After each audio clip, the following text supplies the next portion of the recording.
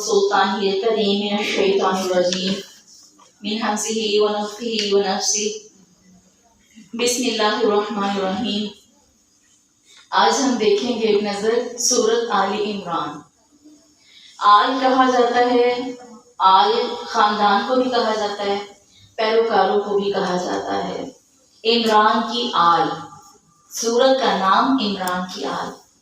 اس عمران سے مراد حضرت موسیٰ کے والد بھی ہو سکتے ہیں، ان کا بھی ذکر ہے۔ زیادہ اتفاق اس بات پر ہے کہ عمران حضرت مریم کے والد کا نام ہے، حضرت مریم کے والد کا نام۔ اب حضرت مریم ایک خاتون ہے اور آل عمران، نام عمران ہے، سورت کا نام۔ اب عمران خود نہیں بلکہ عمران کی آل، ایک ایسی خاتون کی کہانی ہے، اس کی ماں کی کہانی ہے، اس بیٹی کی کہانی ہے۔ اس سورت کا آغاز جس بات سے ہو رہا ہے اس میں ایک عورت کا ذکر ہے اور اس عورت کی دعا کی قبولیت کا ذکر ہے۔ اللہ رب العزت نے اس عورت کی دعا کو کیسے قبول کیا، کیسے پسند کیا، کیسے اس کو پرورش کیا۔ ایک عورت ہے حضرت حنہ بنت فقوس، ان کا نام ہے۔ ان کے شوہر دین کے بہت بڑے علمبردار اور مبلغ تھے اور دین کی خدمت کیا کرتے تھے۔ جب ان کے ہاں حمل ہوا تو ان کے میاں کی وفات ہو گئی، اچانک موت ہوئی، اور یہ اسی وقت اللہ کے دربار میں گئیں۔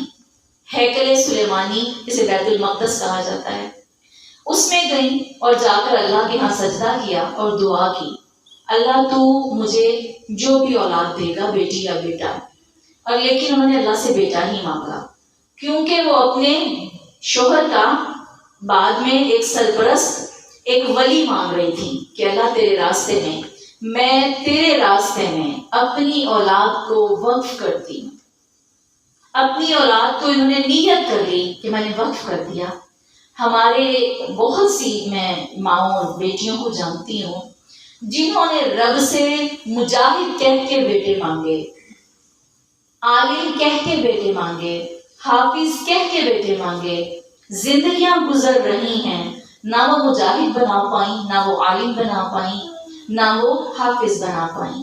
بے شک اللہ ہی توفیق دیتا ہے آپ کی دعاؤں کو پورا کرنے کا، مگر جانتے ہیں وہ توفیق کس بنا پر دیتا ہے؟ آپ کی اصلی سچی چاہت کی بنا پر۔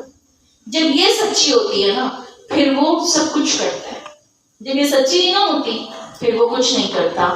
پھر ہم تقدیر کو جھوٹا کہتے ہیں، ہم تقدیر کے پردے میں رب کو جھوٹا کہتے ہیں، جبکہ ہم خود جھوٹے ہوتے ہیں۔ اس عورت نے اللہ سے کہا کہ میں یہ اولاد تیرے راستے میں ڈیووٹ کرتی ہوں، تو اس کو قبول کر لینا۔ اور دو چیزیں مانگی، اللہ اس کو شیطان سے اپنی پناہ میں رکھنا، چونکہ ایسی جگہ پر چھوڑ رہی تھی جہاں نہ کوئی والی تھا، نہ وارث تھا، نہ کوئی کمانے والا، نہ کوئی دیکھنے والا تھا۔ اللہ شیطان سے محفوظ رکھنا اور تیرے راستے میں دے رہی ہوں، قبول کرنا۔ دو چیزیں مانگی، دونوں میں کمال پایا۔ اللہ نے قبول کیا تو کمال کا قبول کیا۔ وہ آگے جا کے دیکھتے ہیں اللہ نے شیطان سے حفاظت کے بارے میں حدیث کیا کہتی ہے۔ آپ صلی اللہ علیہ وسلم نے فرمایا حضرت آدم سے لے کر قیامت تک جتنے بچے پیدا ہوتے ہیں صرف 2 بچوں کو شیطان نے چوکا نہیں لگایا۔ تمام ابن آدم جس وقت پیدا ہوتے ہیں، بچہ روتا ہے نا، ڈیلیوری میٹرنٹی ہوم سے آتا ہے تو کہاں کیا ہوتا ہے، وہ اس کو رو رہا ہوتا ہے۔ وہ کیوں رو رہا ہوتا ہے؟ شیطان چوکا لگاتا ہے۔ فرمایا تمام ابن آدم کو شیطان چوکا لگاتا ہے سوائے 2 بچوں کے، ایک مریم اور ایک ان کا بیٹا عیسیٰ۔ ان دونوں کو شیطان نے چوکا نہیں لگایا۔ کیوں نہیں لگایا؟ ان کی ماں کی دعا کی وجہ سے۔ کتنی سچی دعا ہوتی ہے جو اللہ ایز اٹ از قبول فرما لیتا ہے۔ حضرت حنہ بنت فقوس نے دعا کی اور سونپ کے آ گئی۔ اب اس کے بعد جب بیٹی پیدا ہوئی تو لے کر آ گئی، اسی طرح لپیٹا لے کر آ گئی، پیش کر دیا۔ کہتی ہیں اللہ تو جانتا ہے نا کیسے دل کی باتیں اللہ سے کی، اللہ نے قرآن بنا دیا۔ کہتی ہیں اللہ تو جانتا ہے نا بیٹی بیٹے کی جیسی نہیں ہوتی، تو میں کیا کر سکتی ہوں، تو نے دی ہے نا، میں تیرے راستے میں وقف کرتی ہوں۔ اور انہوں نے وقف کر دیا. ہم اتنے کھلے دل سے وقف کر ہی نہیں سکتے, چھوڑ ہی نہیں سکتے. جو دیا نا پورے پنجے تھام کے دیتے ہیں, نہ میری انگلی نہ جائے, میرا نہ چھوٹے. اللہ کو ایسے نہیں دیا کرتے, اللہ کو دے کے پیچھے پلٹ کے بھی نہیں دیکھتے. کبھی خبر لینے نہیں آئی تھی راتوں کو چھوٹی سی میری بچی کو ڈر تو نہیں لگ رہا, کہیں اس کو کوئی چیز کی کمی تو نہیں ہے, بے لباس تو نہیں رہ گئی. کس کو دی تھی؟ رب کو دی تھی نا, چھوڑ کے آ گئی. اللہ نے ایسا قبول کیا کہ حضرت مریم علیہ السلام کو آسمان سے جنت کے پھیلاتے تھے, اور پورے اس جگہ پر مسجد میں جتنے خادم تھے, جتنے علماء تھے, جتنے مشائخ تھے, ان میں لڑائی پڑ گئی, اس کو ہم پالیں گے, ان کی کفالت ہم کریں گے. لوگوں کے دلوں میں محبت کون ڈالتا ہے؟ حضرت موسیٰ کو پالنا تھا نا فرعون کے دربار میں. اللہ کہتے ہیں وَأَلْقَتْ عَلَيْكَ مَحَبَّةً مِّنِّي, میں نے اس کے چہرے پہ اپنی محبت ڈال دی تھی. جو دیکھتا تھا رہ ہی نہیں سکتا تھا. جو کام اللہ نے کروانا ہوتا ہے اللہ اس کی محبت پیدا فرما دیتا ہے. اور اسی طرح حضرت مریم علیہ السلام جو ہیں, ان کے چہرے پر محبت, اور ہر کوئی میں اس بچی کو پالوں گا. لوگوں نے کرہ اندازی کی ان کی بچی کو پالنے کے لیے. یہاں یہ 3 بچے ایسے رول رہے ہوتے ہیں, کوئی پالنے کو تیار نہیں ہوتا. کوئی نہیں نہ پال رہا ہوتا, وہ صرف کوئی قصوروار نہیں ہوتا, ہم خود ہوتے. ہم نے ہی درست طریقے اختیار کیے ہوتے تو اللہ تو فرشتوں سے پلوا دیتا. اب جب ان کی باری آئی تو انہوں نے حضرت زکریا کے نام کرہ اندازی نکلی اور انہوں نے ان کو پالا. اور پالنے کے بعد جس وقت وہ بڑی ہو گئی, پھر اللہ نے ان کو آزمایا. کیسے آزمایا؟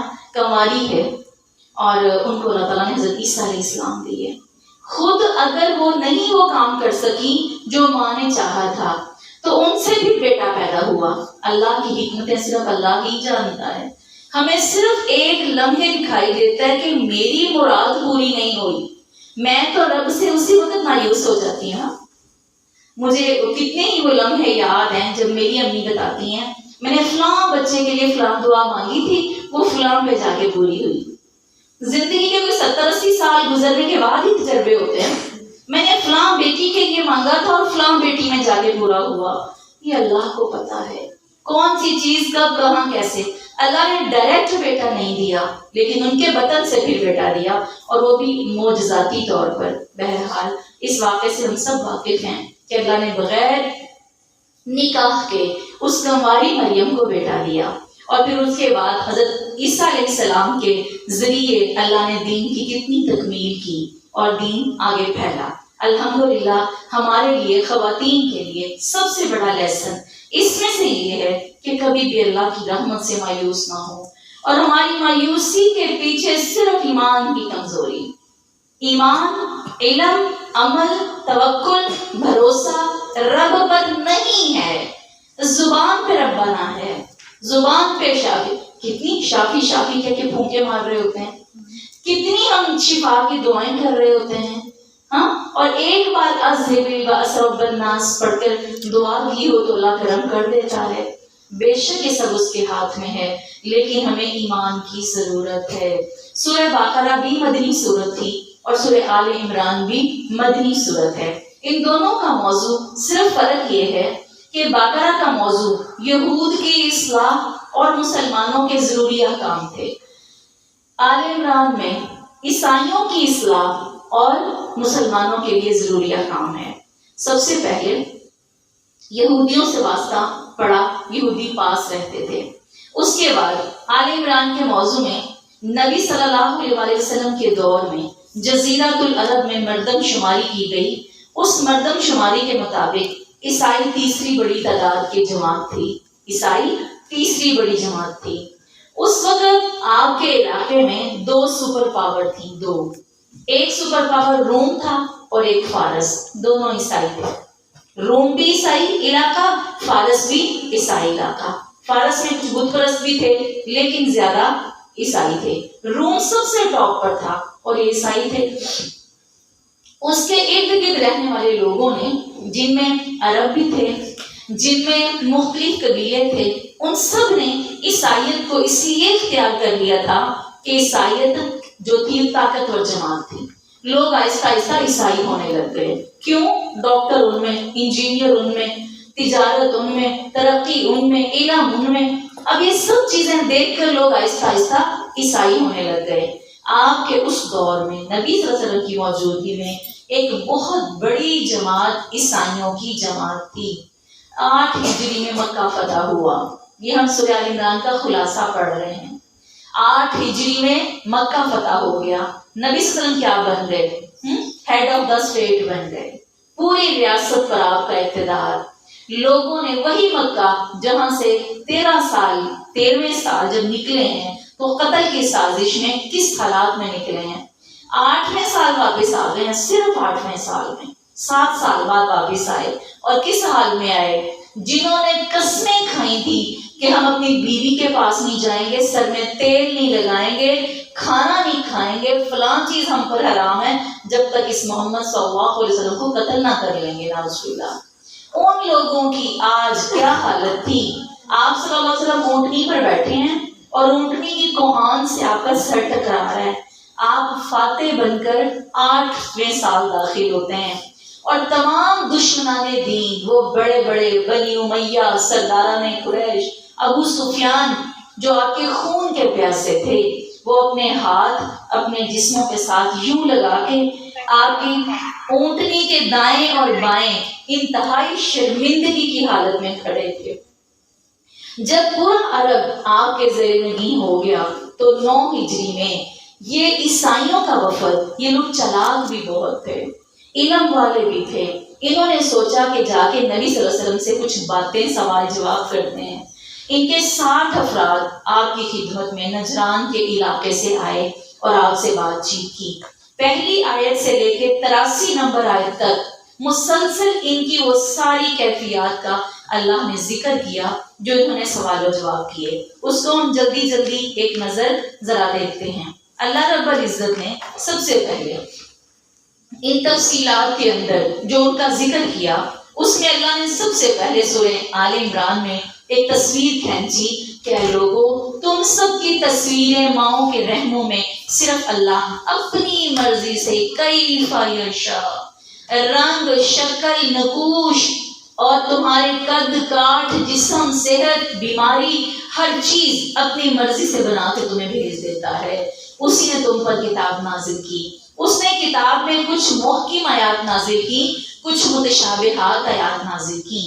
جو محکم آیات ہیں اس کو مضبوطی سے پکڑ لو. محکم آیات میں واضح حکم ہے، نماز، روزہ، زکوٰۃ، حج، فرائض، بیوی، شوہر، نکاح، طلاق، جو مسائل سمجھ میں آتے ہیں یہ محکم آیات ہیں، ان کو مضبوطی سے پکڑ لو. لیکن جو متشابہ آیات ہیں ان کو علم کی گہرائی میں اترنے والے تو سمجھ جائیں گے، لیکن سب لوگ اور علم والے بھی پورا نہیں سمجھ سکتے، صرف ایمان لے آئیں گے. مثلا جنت کیسی ہے، دوزخ کیسی ہے، عالم برزخ میں جو وقت گزرے گا وہ کیسا ہے، اللہ کے ہاتھ کیسے ہیں، ان سب چیزوں کو متشابہ آیات کہا جاتا ہے. فرمایا عام لوگ اس کے پیچھے نہ پڑیں، اللہ کو سونپ دیں. یؤمنون بالغیب، ان کو چھوڑ دیں، محکم کو پکڑ لیں، متشابہ کو چھوڑ دیں اور ہمیشہ یہ دعا کریں ربنا لا تزغ قلوبنا بعد اذ ہدیتنا وہب لنا من لدنک رحمۃ انک انت الوہاب. اللہ سے دعا کریں کہ اللہ محکم کو پکڑنے کی توفیق دینا، متشابہ کے پیچھے لگنے والوں میں شامل نہ کرنا. اللہ ہمارے دلوں کو ہدایت دینے کے بعد کبھی ٹیڑھا نہ کرنا. اس کے بعد اللہ رب العزت نے مسلمانوں کی ایک بہترین جو ہے دلوں کی صفائی کے لیے آیت نمبر 14 آل عمران کی، اللہ کہتے ہیں ہم نے لوگوں کو زینت دی ہے، لوگوں کے دلوں میں محبت پیدا کر دی ہے. اور وہ زینت ہیں بیٹے، وہ زینت ہیں عورتیں، وہ زینت ہیں خزانے، وہ زینت ہیں سونے چاندی، وہ زینت ہیں گاڑیاں، گھوڑے، سواریاں، ون سونی گاڑیاں، پہ صرف گاڑیاں نہیں. وہ زینت ہے انسان کے لیے مویشی جانور، وہ زینت ہے کھیتیاں، وہ زینت ہے زمین اور جائیدادیں. کوئی چیز رہ تو نہیں گئی؟ گھر بار، سواری، زمین، کھیت کھلیان، مویشی، یہ سب اللہ کہتے ہیں ذالک متاع الحیات الدنیا واللہ عندہ حسن المآب. یہ سب دنیا کی مختصر سی زندگی کا صرف سامان ہے، صرف سامان. اور اللہ کے پاس جو ٹھکانہ ہے وہ بہترین ٹھکانہ ہے۔ اللہ نے ان سب کا ذکر کر کے حقیقت کھول دی، لوگوں اس میں ڈوب نہ جانا، ان کو استعمال کرنا، ان کے نہ ہو کر رہ جانا۔ یہ بہت بڑی اللہ تعالیٰ نے دلوں کی صفائی کا باعث بنا دی یہ بات۔ پھر اللہ کہتے ہیں جو میرے بندے ہوتے ہیں وہ ان چیزوں کو استعمال کرتے ہیں، ساتھ ساتھ وہ دعائیں کرتے ہیں۔ آپ کو آل عمران میں بہت سی دعائیں ملیں گی۔ وہ کہتے ہیں الذین یقولون ربنا اننا آمنا فاغفر لنا ذنوبنا وقنا عذاب النار، اور فرمایا ایسے لوگ صبر کرنے والے ہوتے ہیں، سچ بولنے والے ہوتے ہیں، فرما بردار ہوتے ہیں، اللہ کی راہ میں خرچ کرنے والے ہوتے ہیں، اور سحری کے وقت میں اللہ سے معافی مانگنے والے ہوتے ہیں۔ اور اس کے بعد بہت بڑی آیت نمبر 19، اللہ نے فرمایا ان الدین عند اللہ الاسلام، اللہ کی نظر میں پسندیدہ دین اسلام ہے۔ دین کیا چیز ہے؟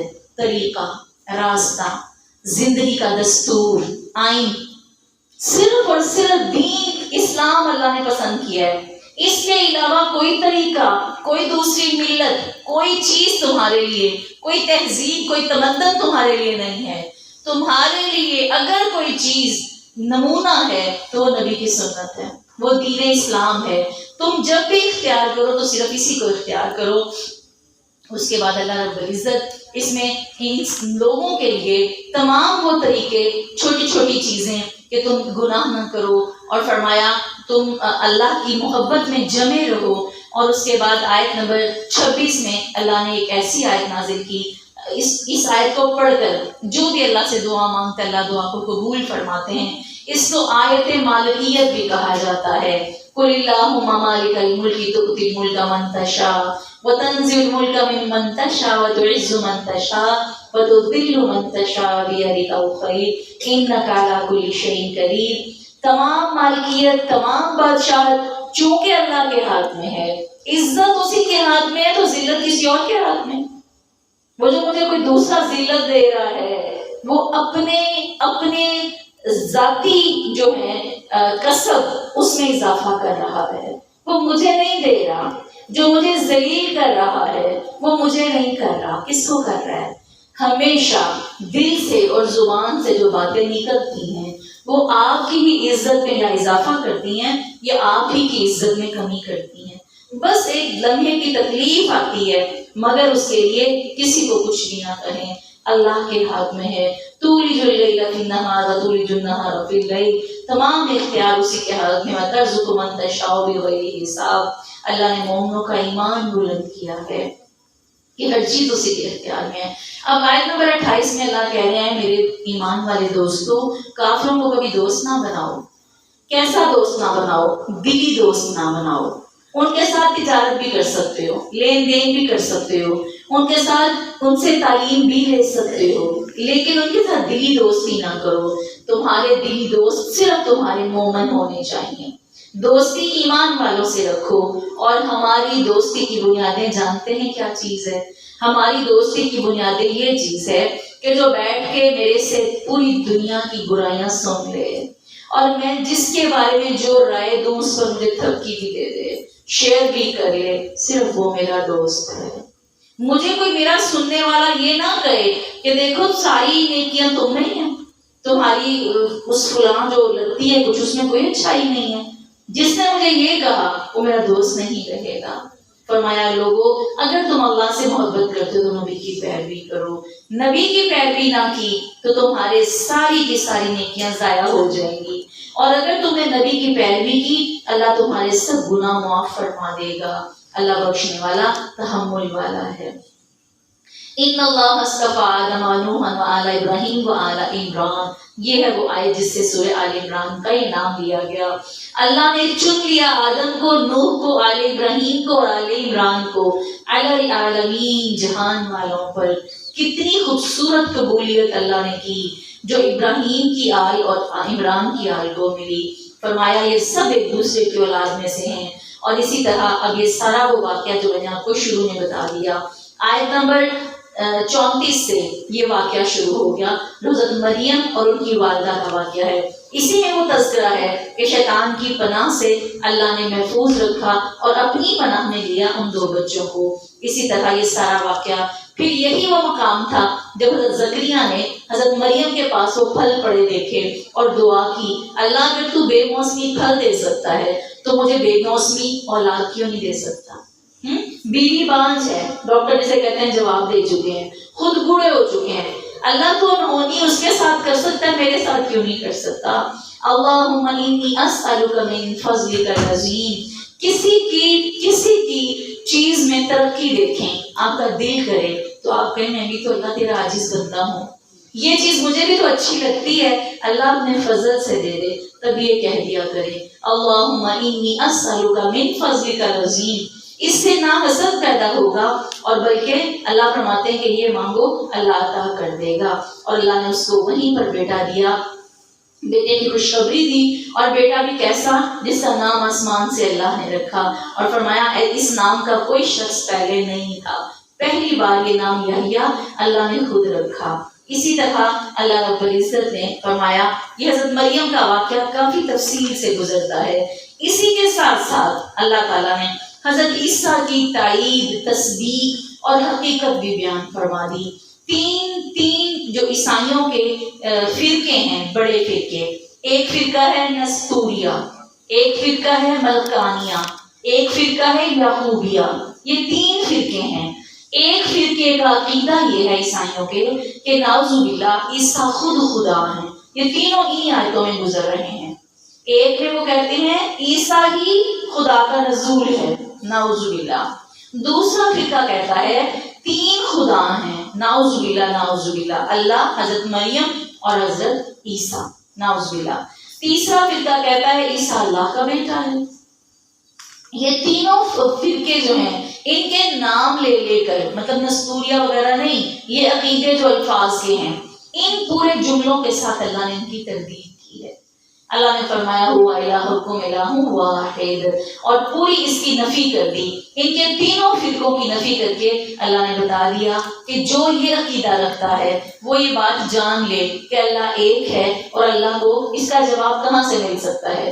قل هو اللہ احد اللہ الصمد لم یلد ولم یولد ولم یکن له کفوا احد۔ اس کے بعد آیت نمبر 55 میں اللہ رب العزت نے وہ حقیقت کھول کے رکھ دی کہ عیسیٰ کے ساتھ ہوا کیا۔ اللہ کہتے ہیں اللہ نے عیسیٰ کو اپنے پاس بلا لیا، اس کو بلندیوں پر اٹھا لیا، اسے پاکیزہ کر دیا، اور کافر لوگ جو ہیں وہ اس کی پیروی کر رہے ہیں، وہ بھٹکتے ہی رہیں گے قیامت کے دن تک۔ اللہ نے نشاندہی قرآن میں کر دی کہ عیسائی قیامت تک رہیں گے، یہ فرقہ عیسائیت کا ختم نہیں ہوگا، اور قیامت کے قریب تمام عیسائی، سب سے بڑا گروہ عیسائیوں کا ہوگا۔ قیامت آئے گی، حضرت عیسیٰ کا نزول ہوگا، حضرت عیسیٰ کو دیکھ کر یہ سب لوگ حضرت عیسیٰ پر ایمان لے آئیں گے، حضرت عیسیٰ نبی کے امتی بن کر ان سب کو کلمہ پڑھائیں گے، اور یہ سارے عیسائی مسلمان ہو جائیں گے الحمدللہ۔ آخری وقت پر سب سے بہترین نظام اسلام، اور اسی کو اللہ بلند کرے گا۔ جب دنیا بنی تو اسلام ہی دین تھا اور اسلام ہی کا پرچار تھا، زندگیاں درمیان میں ترویج پاتی رہی، گناہ شرک پھیلتا رہا، بدعات کو رواج ملتا رہا، اور اللہ کا صبر کہ وہ اپنی آنکھوں سے یہ سب دیکھتا رہا، لیکن اختتام اس دنیا کا دوبارہ توحید پر ہی ہوگا۔ پہلا نظام بھی دین توحید تھا، خالص اسلام تھا، اور اس کائنات کا اختتام بھی دوبارہ اسلام پر ہی ہوگا۔ بس یہ دعا ضرور کیا کریں کہ اللہ وہ جو قیامت کی آخری دیواروں کے لمحے ہوں گے نا، اور حدیث میں آتا ہے ایک جماعت قیامت کے آخری لمحے تک حق پر قائم رہے گی، اللہ وہ جو چھوٹی سی جماعت حق پر قائم ہوگی نا، اللہ میری نسل کا، میرے ورثے کا، میری اولاد کا ایک اس میں بہترین حصہ شامل ہو، جو میرا ورثہ، جو میری نسل چلے، اللہ اس میں ضرور اسلام ہی پر قائم رکھنا، ہم دم کٹے نہ چلے جائیں، ہمارا ایمان اتنا کمزور نہ رہ جائے کہ بس ہم ایمان والے تھوڑے دن بنے تھے اور ختم ہو گئے، نسلوں تک ایمان جائے، قیامت کی دیواروں تک حضرت عیسیٰ کے آخری لمحوں میں بھی جو نسل زندہ ہو وہ ہماری نسل سے ہو، اللہ ہمیں اس قابل بنا دے اور اس دعا کو آج ہماری مجلس میں قبول فرما لے. آمین ثم آمین. اللہ نے پھر مثالیں دی، کمال کی مثالیں دی. اللہ 59 میں فرماتے ہیں لوگوں عیسیٰ کی مثال اللہ کی نظر میں آدم کے جیسی ہے. آدم کے جیسی. آدم بغیر ماں باپ کے پیدا ہوئے، تو حضرت عیسیٰ کیسے پیدا ہوئے؟ بغیر باپ کے. اللہ کی نظر میں وہ تو صرف آدم کی طرح ہیں. اگر اللہ آدم کو بغیر ماں باپ کے پیدا کر سکتے ہیں تو کسی کو صرف باپ کے بغیر پیدا کرنا کیا معنی رکھتا ہے؟ فرمایا یہ حق کی باتیں تیرے رب کی طرف سے ہیں، کبھی ان میں سے فلا تکن من الممترین، شک میں نہ پڑنا. قرآن کلام اللہ کا، اس کی باتیں، اس کے جملے، اس کی تفسیر اللہ کی طرف سے. کوئی بھی تم میں سے فلا تکن من الممترین، کبھی شک میں نہ پڑ جانا. اس کے بعد اللہ رب العزت نے ذکر کیا وہ جو نجران کا وفد آیا تھا، انہوں نے مباہلہ کیا اللہ کے نبی سے. یہ سر جسے کہتے ہیں نا سر ڈائی جانا اور کبھی نہ رکنا، یہ ایسے لوگ تھے عیسائی لوگ. رکتے نہیں تھے، سوال جواب اور جواب ملتے جاتے، رکتے ہی نہیں تھے. بالآخر اختتام کتنے دن یہاں ٹھہرے. حضرت نبی صلی اللہ علیہ وسلم نے فرمایا کہ جب بھی مہمان آتے آپ مسجد میں ٹھہراتے، اور جب مہمان زیادہ ہو جاتے تو اکٹھے گیدرنگ کا 60 لوگ تھے، یہ 60 منظم جماعت بن کے آئے تھے. تو آپ نے اللہ نے فرمایا کہ تم لوگ سب اکٹھے رکھنا اور آپ کے کھانے اور سونے کا بندوبست کرنا مشکل ہے. تو آپ صحابہ میں ڈیوائیڈ کر دیا کرتے تھے، ہر صحابی کو مہمان دے کے رخصت کرتے. اتنے چالاک تھے، دل میں ڈر تھا ہمارے ساتھ کچھ برا نہ کر دیں، ہمیں زہر ہی نہ دے دیں یا کچھ بھی. تو کہتے ہیں ہم نہیں جانا، اکٹھے ہی رہنا ہے. اللہ کے نبی نے فرمایا آپ کا کھانا اور سونے کا کہتے ہیں ہم خود کر لیں گے، خود ہی پکا لیں گے، خود ہی کھا لیں گے، لیکن ہم اکٹھے رہیں گے. بہرحال بڑا ستایا، بڑی منمانیاں کی. آخری دن آیا تو کہنے لگے ہم مباہلہ کر لیتے ہیں. مباہلہ یہ ہوتا ہے اللہ کو دعوت دینی ہے، کھلے میدان میں جانا ہے اور دعا کرنی ہے کہ یا اللہ ہم میں سے جو جھوٹا ہے اس پر تیری لعنت آ جائے، جو سچا ہے اس کو آج تو ثابت کر دے. اللہ کے نبی نے قبول کر لیا. خود نبی نے نہیں کہا، انہوں نے کہا. آپ صلی اللہ علیہ وسلم نے قبول کر لیا. جب قبول کر لیا اور آپ حضرت فاطمہ، حضرت علی، حضرت حسن، حضرت حسین کو لے کر وہاں پر پہنچ گئے اور یہ اپنے گھروں سے نہ نکلے. اپنے گھر کون سے؟ ان کے گھر سے مہمان تھے، نہ نکلے. آپ وہاں لمبی دیر انتظار کرتے رہے اور یہ ان کے دل میں ڈر آ گیا. آخر جو جھوٹا ہوتا ہے اندر سے خوف تو ہوتا ہے، نہ آئے. حدیث میں آتا ہے اگر آج یہ اپنے گھروں سے نکل آتے، اگر آج یہ میرے سامنے کھڑے ہو جاتے تو ان کی گلیاں، ان کے بازار آگ سے بھر جاتے. عذاب آیا کھڑا تھا، اللہ تعالیٰ نے ان کو بھی بچا لیا. پھر دوبارہ اللہ نے طریقہ بتا دیا رہتی دنیا تک. اللہ نے فرمایا ان سے بحثیں نہ کرو، ان سے لڑائیاں نہ کرو، ان کی ان باتوں کو نہ چھیڑو جن سے یہ جو ہے پنچ ہوتے ہیں، جن سے یہ مصیبت زدہ ہوتے ہیں، جن سے ان کو پریشانی ہوتی ہے. فرمایا کل اے لوگوں جب تبلیغ کرو نا تو یا اہل کتاب سے کہا کرو اہل کتاب تعالوا الی کلمۃ سواء بیننا و بینکم. تم جو بھی کرتے ہو، سوچ رکھتے ہو، ایک ایسی بات کی طرف اکٹھے ہو جاؤ جو ہمارے اور تمہارے درمیان اکٹھی ہے. وہ کیا ہے؟ اللہ تمہارا بھی رب ہے، ہمارا بھی رب. تم بھی جنت میں جاؤ گے، نیک عمل کرو گے، ہم بھی جنت میں جائیں گے، برائی کریں گے دوزخ میں. اس بات پر اکٹھے ہو جاؤ، کچھ اختلافات کو چھوڑ دو. ہم سب سے پہلے کہتے ہیں کہ اہل حدیث والوں نے اپنی مسجد کے باہر اہل حدیث لکھوانا ہے تو مسجد کے اندر قدم رکھنا ہے. اہل سنت والوں نے اہل سنت لکھوانا ہے تو مسجد میں قدم رکھنا ہے. یہ لکھوانے والوں سے بندہ پوچھے، دوسرا بندہ مسجد میں نہ آئے، دروازہ بند کر دو پھر اس کے اوپر. ضرورت کیا لکھوانے کی اہل حدیث، ضرورت کیا لکھوانے کی اہل سنت؟ کیا تمہارا دین صرف اپنے اپنے فرقے کے لیے؟ مت لکھوایا کریں، مت ٹیگ بنائیں. اللہ نے یہ ٹیگ نہیں دیے. لکھا کرو مسجد للہ، سارے ہی آ جاؤ، اللہ کے لیے جھک جاؤ. اللہ نے کہا جب دین کی تبلیغ کرنے نکلو نا تو لوگوں کی جو دکھتی رگیں ہیں نا ان کو نہ ہاتھ لگایا کرو، چھوڑ دیا کرو. ان سے کو نماز پڑھو جیسے پڑھتے ہو پڑھو، ان سے کو اللہ کی کتاب پڑھو، ان سے کو نیکی کرو، جس طرح کی سمجھ آتی ہے کرو. زندگی میں اپنے آپ اللہ نے ہر طریقہ بتایا. پھر اللہ تعالیٰ نے حضرت ابراہیم کا ذکر فرمایا. نہ وہ یہودی تھے نہ وہ عیسائی تھے. اب یہودیوں کی سورہ بقرہ میں ساری وہ تفصیل گزری, عیسائیوں کی سورہ آل عمران میں گزری. اب اللہ کہتے ہیں نہ وہ یہودی تھے نہ عیسائی تھے. اگر تم ابراہیم کے پیروکار ہو تو ابراہیم تو کیا تھے؟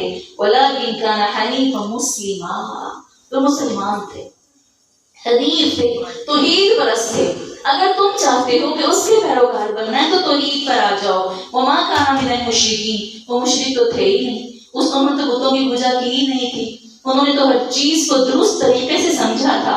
لہٰذا تم اس کے امتی بننا چاہتے ہو تو اسی کے بن کے آ جاؤ.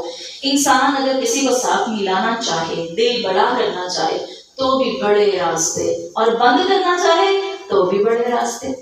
اب اختیار تو ہمارا ہے نا, ہم کدھر کو جانا چاہتے ہیں اور کیا کرنا چاہتے ہیں. اسی طرح اللہ فرماتے ہیں, اور جو اہل کتاب کا ایک گروہ تھا ان لوگوں نے بڑے پینترے بدلے, اسلام کو بڑے نقصان دینے چاہے. صبح کو اسلام لاتے, شام کو جو ہے وہ پھر جاتے اور لوگوں سے کہتے دیکھو کیسا دین ہے.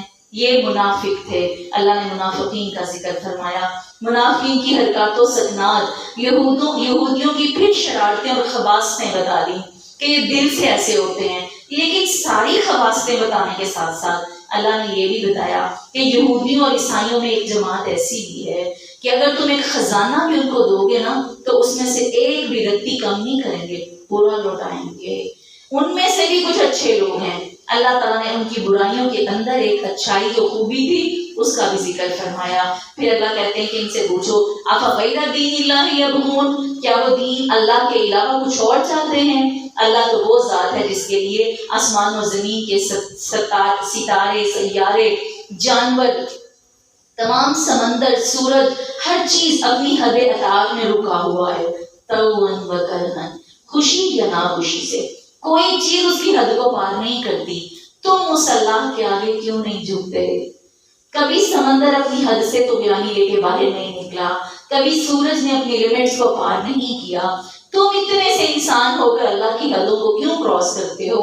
اولئک جزاؤہم ان علیہم لعنۃ اللہ والملائکۃ والناس اجمعین. حدیں پار کرنے والوں پر پھر اللہ کہتے ہیں ہم وہ بدلہ دیتے ہیں, ان پر اللہ کی لعنت, فرشتوں کی لعنت, پھر اجمعین سب لوگوں کی ان پر لعنت ہے. نہ ان سے عذاب ہلکا کیا جائے گا, نہ ان کو ڈھیل دی جائے گی. الا الذین تابوا من بعد ذلک, البتہ جو توبہ کر لے گا اور اصلاح کر لے گا اس کی معافی ہو جائے گی. چوتھا پارہ شروع ہو رہا ہے. کیا ارادہ ہے؟ بس کریں, پھر 15 منٹ 10 منٹ چلے آگے, 10 منٹ اور.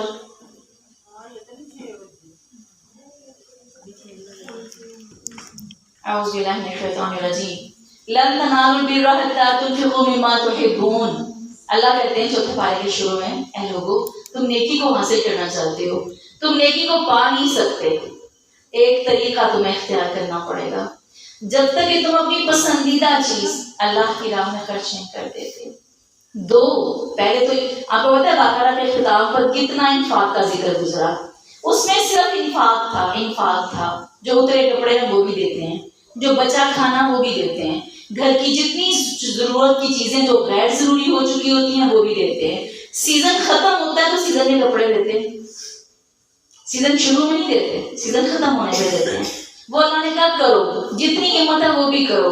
اب باری آ گئی, ایمان ذرا بڑھ گیا, چوتھے پارے پہ آ گئے نا. اللہ کہتے ہیں تمہیں نیکی ہی مل سکتی یہاں تک کہ تم خرچ کرو وہ چیز جسے تم پسند کرتے ہو, اپنی گھر کی پسندیدہ چیز, اپنے دل کی پسندیدہ چیز جس سے تم محبت کرتے ہو. تحبون وما تنفقوا من شیء. اللہ اس کے فوراً بعد اللہ کہتے ہیں فکر نہ کرو جو تم خرچ کرو گے, فإن اللہ بہ علیم, اللہ کے علم میں ہے, اللہ اس کو فراموش نہیں کرے گا. جو دو گے وہ اللہ کے ہاں جا کے پالو گے. اللہ رب العزت جب یہ والی آیت اتری تھی تو صحابہ کا کیا عالم تھا, صحابہ نے کیا کیا کچھ خرچ کر دیا تھا. پورے کے پورے باغ اللہ کے راستے میں لٹا دیے تھے. جو چیز ان کو حقیقت میں پسند تھی وہی اللہ کے راستے میں دے دی تھی. قربانی ایسی کر ڈالی کہ جو پسندیدہ چیز تھی وہ دے دی. اسی طرح حابیل اور قابیل کا وہ واقعہ جہاں سے شروع ہوتا ہے اور اختتام تک پہنچتا ہے, اس کا آغاز کہاں سے ہوا تھا؟ یہ پسند اور ناپسند کی قربانی سے حابیل اور قابیل آپس میں خود ہی طے کر لیتے ہیں کہ اللہ کے راستے میں قربانی دیتے ہیں، اپنا اپنا مال لے کر آتے ہیں۔ قابیل کس لیے گھاٹے کا سودا کر بیٹھا، کہتا ہے اللہ کو کیا ضرورت ہے، میں نے اللہ کو دینا ہے تو اللہ کو کیا ضرورت ہے، اللہ نے کوئی پھل کھانے ہیں، اللہ نے کوئی چیزیں اچھی اچھی کھانی ہیں، آگ نے آنا ہے آسمان سے کھا جانی، ضائع ہی ہونی، گلے سڑے پھل لے کے آ گیا۔ اور حابیل سارا دن چنتا رہا، جس بکری سے دل سے محبت تھی، اس کے پاس مال بکری تھی، اس کا زراعت کا کام تھا، مویشی کا، اور اس کا کام تھا باغوں کا۔ اب یہ جب لے کر آیا تو سارا دن چنتا ہی رہا، اس بکری پہ ہاتھ نہیں، یہ زیادہ پیاری ہے، وہ دوسری جگہ چن چن کے اللہ کے پاس وہ جانور لایا جو سب سے خوبصورت تھا۔ اللہ نے کس کی قربانی کو قبول فرمایا۔ اسی طرح ہمارے لیے یہ ایک نصیحت بھری واقعات بھرے پڑے ہیں کہ جو اللہ کو ابھی ابھی جو آل عمران کا آغاز ہے وہ کس بات سے ہے، ایک ہی اولاد ہے، کوئی سہارا نہیں ہے، کوئی مطلب وہ خود بیوہ ہو گئی ہیں، کوئی پرسانے حال نہیں ہے، سوچتی ہیں جا کے مانگتی ہماری طرح جیسے ہم مانگتے ہیں، اللہ اب شوہر چلا گیا ہے، کوئی سہارا نہیں بچا، اللہ کوئی دل کا سہارا بھی نہیں، کوئی وقت کا سہارا بھی نہیں، اللہ بیٹا دے دے، زندگی میں بازو بن جائے، طاقت بن جائے، میں اس سے یہ فائدہ لوں وہ لوں، کیا کیا کچھ مانگتے ہیں ہم جاتے تو۔ اگر ہم اللہ سے منت بھی مانگتے تو کیا مانگتے، اس نے کیا مانگا، اللہ میں تیرے راستے میں دیتی ہوں تو قبول کر لینا۔ یہاں پر ہمارے لیے یہی بات بہترین نصیحت کی حامل ہے کہ اللہ کے راستے میں جو پیش کریں وہ اپنی پسندیدگی کی والی چیز پیش کریں، گلی سڑی چیز، کیونکہ ہم جو بھی دے رہے ہوتے ہیں اللہ کو نہیں دے رہے ہوتے۔ قیامت کا دن ہوگا، اللہ رب العزت کے سامنے جب انسان آئے گا جس کا دیا ہوا مال کم ہوگا یا اللہ کو پسند نہیں ہوگا، اللہ اس بندے سے کہیں گے ایک دن میں تیرے گھر آیا تھا، میں بھوکا تھا اور تو نے مجھے کھانا نہیں کھلایا۔ وہ روئے گا، پیٹے گا، کہے گا اللہ تو کب آیا تھا، کب میں نے تجھے دیکھا تھا، تو کبھی میرے پاس نہیں آیا۔ اللہ کہیں گے وہ فلاں جو میرا بندہ تھا نا وہ میں ہی تھا۔ اتنا اللہ تعالیٰ نے انسانوں کو اپنے ساتھ جوڑ رکھا ہے۔ پر اسی طرح اللہ کہیں گے میں آیا تھا، مجھے اتنی پیاس تھی تو نے مجھے پانی نہیں پلایا تھا، مجھے ضرورت تھی تو نے میری پوری نہیں کی تھی۔ انسان روئے گا کہ اللہ تجھے تو میں نے کبھی دیکھا ہی نہیں۔ اللہ کہیں گے وہ میرا جو بندہ تھا نا وہ میں ہی تھا، تو نے اس کی ضرورت نہیں پوری کی۔ لہٰذا یہ لمحے بڑے نازک ہوتے ہیں، یہ موقع ہماری زندگی میں آتے ہی رہتے ہیں اور ہم رد کر دیتے ہیں۔ ہمیں ان لمحوں میں یہ فکر ہونی چاہیے کہ اگر یہ ہمارے دروازے پہ آنے والا ضرورت مند کہیں اللہ ہی کا بھیجا ہوا ہو اور ہم اس کو رد کر دیں، ہم اسے گلی سڑی چیز دے دیں۔ اب آپ کی اور میری زندگی میں وہ حابیل اور قابیل کے واقع نہیں آنے والے، یہ لمحے ہی ہماری زندگی میں وہی سب کچھ ہیں۔ آپ کو اور مجھے کہیں آج جہاد کی آوازیں نہیں آتی کہ چلو اب فلسطین کے ساتھ جہاد میں جا رہے ہیں، چلو اب نکلو کشمیر کی سرحدوں پہ جنگ سٹارٹ ہو گئی ہے۔ یہی ہماری قربانیاں ہیں، یہی وہ لمحے ہیں اور ہم ان سے بے پرواہی اختیار کرتے ہیں۔ اللہ رب العزت ہماری رہنمائی فرمائے اور ہمیں اپنے راستے میں قبولیت والے اعمال اور صدقات کرنے کی توفیق عطا فرمائے۔ اسی طرح اللہ رب العزت اگلے مقامات پر واپس آ جاتے ہیں 104 نمبر آیت پہ، بلکہ 102 سے نہیں 101 سے 101 نمبر آیت پر اب سارا رخ عیسائیوں سے ختم ہو کر 100 آیات ہیں جو کفار سے، عیسائیوں سے جو ہے اللہ کا خطاب گزر رہا ہے۔ 101 نمبر آیت سے اللہ فرماتے ہیں یا ایھا الذین آمنوا اتقوا اللہ حق تقاته ولا تموتن الا وانتم مسلمون۔ 100 آیت تک سارا خطاب عیسائیوں سے غور کریے گا۔ ایک دم سے 101ویں آیت پہ اللہ کہتے ہیں اے لوگو ایمان والو، مرنا نہ، موت نہ آئے مگر اللہ کی فرمانبرداری میں۔ اللہ سے ڈرو جیسا اس سے ڈرنے کا حق ہے۔ سمجھ میں آتی ہے بات؟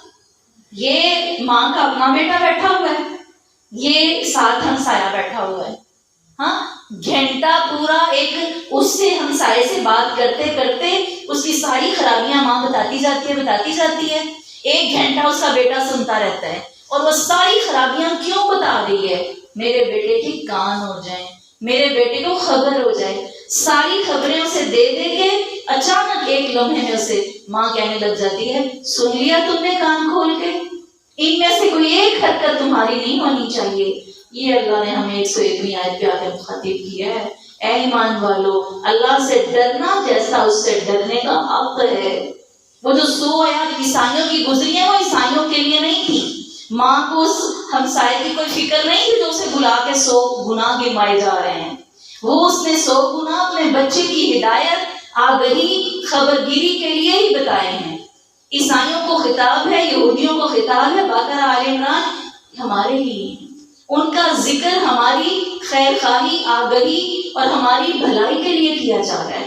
اللہ کہتے ہیں لوگوں ڈر جاؤ اللہ سے، تمہیں موت نہ آئے مگر فرما برداری۔ وہ جو 99 100 آیات میں ان کی نافرمانیاں گنتی کی جا رہی ہیں، تم نہ کبھی ایسا کرنا، اب تمہیں کیا کرنا ہے؟ سارا خطاب امت مسلمہ کی طرف آ گیا۔ اے ایمان والو اللہ کی رسی کو مضبوطی سے تھام لو۔ اللہ کی رسی کیا ہے؟ حدیث کہتی ہے القرآن حبل اللہ المتین، اللہ کی مضبوط رسی قرآن ہے، مضبوط رسی، اور اس کو پکڑ لو۔ فرمایا فرقے تفرقے میں نہ پڑنا، فرقہ بندیوں میں نہ پڑنا، گروہوں میں نہ پڑنا، اپنے اپنے ناموں کے ٹیگ سجا کر زندگی نہ جینا۔